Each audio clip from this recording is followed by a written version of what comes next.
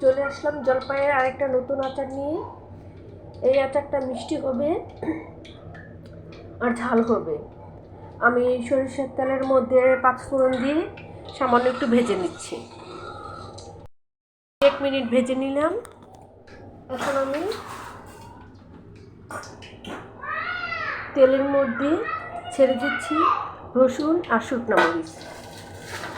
যেহেতু আমার আচার অনেকগুলো, তাই আমি প্রায় 1/2 কেজির মতো রসুন নিয়ে নিয়েছি। আমি এগুলো একটু ভেজে নিচ্ছি। আমি প্রায় মিনিট এর মতন ভেজে নিচ্ছি। দেখেন আমার সরিষার তেলটা খুবই ভালো, যে জন্য ফেনা উঠছে। যখন দেখবেন সরিষার তেল ঝাঁজ এবং ফেনা উঠছে, তখন বুঝতে পারবেন সরিষার তেলটা ভালো।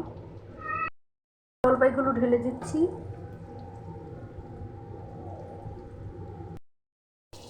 আমি সবগুলো জলপাই উল্টিয়ে পাল্টিয়ে মিশিয়ে নিচ্ছি। এখন আমি প্রায় 1/2 কেজির চেয়ে একটু বেশি চিনি ঢেলে দিচ্ছি, কারণ আমার এখানে প্রায় 3 কেজির মতন আচার। যেহেতু আমি একটু মিষ্টি আচার বানাবো, তাই একটু চিনি বেশি লাগবে। এখানে একটা ভিনেগার দিয়ে দিচ্ছি, সাদা ভিনেগার। পরিমাণে একটু বেশিই দেওয়া হলো। আচার হয়ে আসার আগে আমি এতে আবার পাঁচফোড়নের ফাঁকি দিয়ে দেবো। আমি পাঁচফোড়ন দিয়ে দিয়েছি। পাঁচফোড়ন ফাঁকি আধা ভাঙ্গা করে নিয়ে নিয়েছি। আমার আচারটা হয়ে যাচ্ছে, আর কিছুক্ষণ পরে নামিয়ে ফেলবো। আমার আচারটা হয়ে গেছে, আমি এখন চুলাটা অফ করে দিচ্ছি।